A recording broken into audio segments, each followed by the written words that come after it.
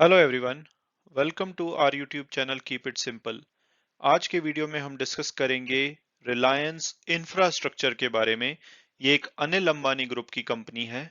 तो आपने अगर नोटिस किया होगा तो इसका शेयर एक साल में 175% बढ़ गया है।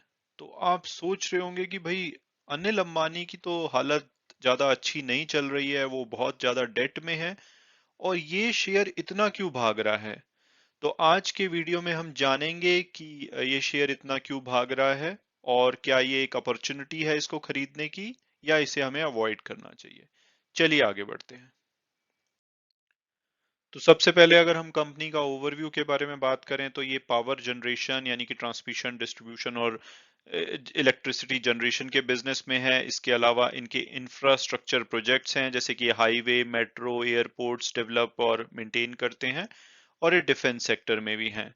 मार्केट कैपिटलाइजेशन की बात करें तो 1951 करोड़ है, जो कि इसको एक स्मॉल कैप कंपनी बनाता है।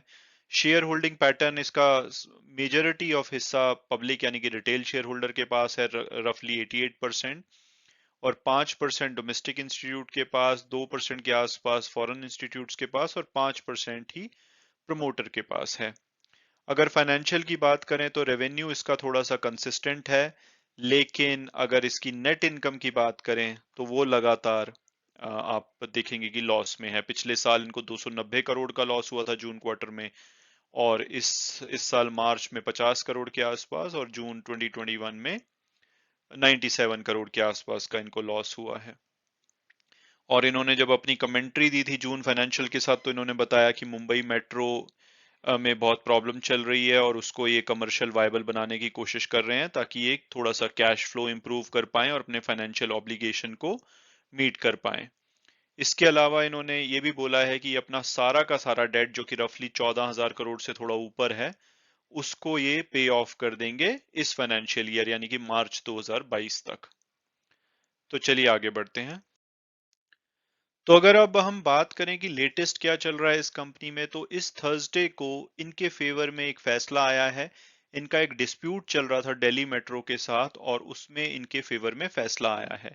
तो केस क्या था पूरा? तो केस ये था कि 2008 में इन्होंने दिल्ली मेट्रो के साथ कॉन्ट्रैक्ट किया था कि भाई जो दिल्ली एयरपोर्ट से द्वारका का बीच में मेट्रो चलती है, ये उसको 30 साल के लिए मेंटेन करेंगे।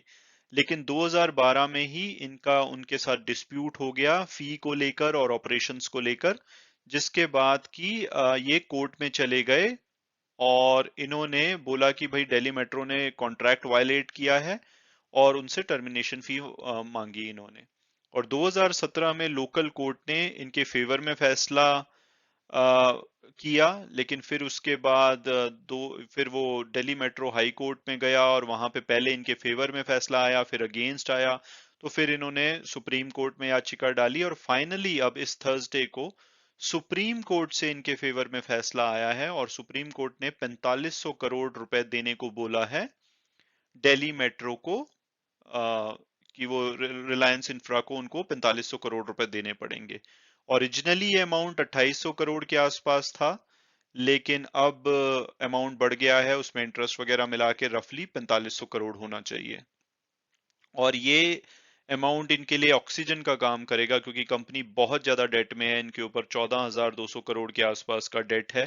तो ये 4500 करोड़ डेफिनेटली इनको हेल्प करेगा और इनका टारगेट भी है इस साल ये अपने आप को डेट फ्री करना चाहते हैं। तो एक बहुत अच्छी खबर है इस कंपनी के लिए। और इस फैसले के बाद बैंक्स ने जो इनकी नॉन परफॉर्मिंग असेट्स करना चाह रहे थे, उस पे भी कोर्ट ने रोक लगा दी है कि वो अभी इसको नॉन परफॉर्मिंग असेट नहीं कर सकते क्योंकि इनके पास पैसा आ गया है और अब ये पे करना शुरू करेंगे। तो ये तो हो गई लेटेस्ट न्यूज। इसके अलावा लास्ट मंथ जुलाई में भी इन्होंने 550 करोड़ के सिक्योरिटीज इशू की हैं प्रेफरेंशियल बेसिस पे अपने एक प्रमोटर ग्रुप कंपनी को और एक और एफिलिएट को।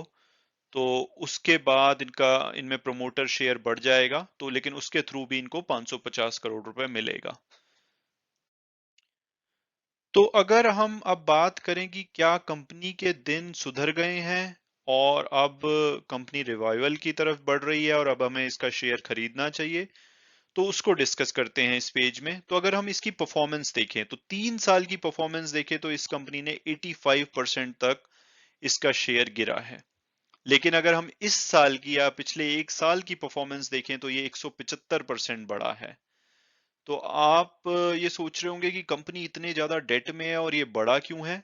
और उसका सबसे बड़ा कारण है कि इस साल इन्होंने अपनी काफी सारी असेट्स को मोनेटाइज करके और फंड रेजिंग करके ये लोग काफी पैसा इकट्ठा कर रहे हैं। तो अगर आप थोड़ा सा मैं उसके बारे में डिटेल में बात करूं तो इनका जो डेट है वो मार्च एंड में 14,260 करोड़ था कंसोलिडेटेड डेट। और उसके बाद ये एक तो 550 करोड़ प्रेफरेंस शेयर से लिया, अब इनके फेवर में ये फैसला आया है तो 4500 करोड़ वहां से रफली मिलेगा।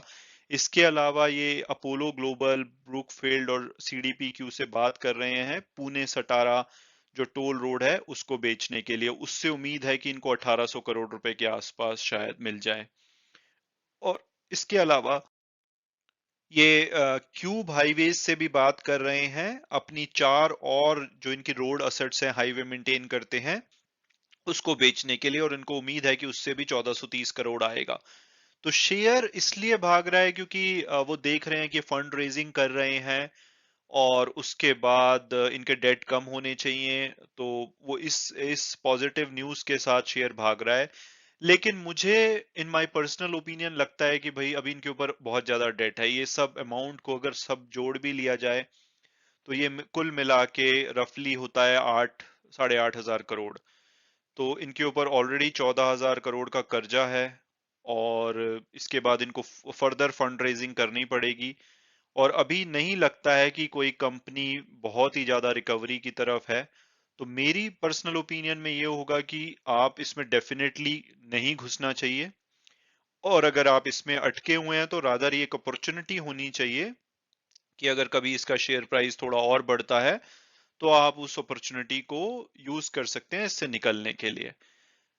हालांकि हमेशा की तरह मैं डिस्क्लेमर डालूंगा कि भाई ये अगर आप इसमें कोई इन्वेस्टमेंट करते हैं या इवन इसको बेचने की सोचते हैं तो अपने फाइनेंशियल एडवाइजर से भी बात कीजिए और अपनी फर्दर रिसर्च करने के बेसिस पे डिसीजन लीजिए। क्योंकि मैंने जो भी इसमें लेटेस्ट न्यूज हो रही है और जो मेरी पर्सनल ओपिनियन है वो आपके साथ शेयर की है, वो मे बी आपको हेल्प करेगी डिसीजन लेने में। तो thanks so much for watching the video and God bless you all.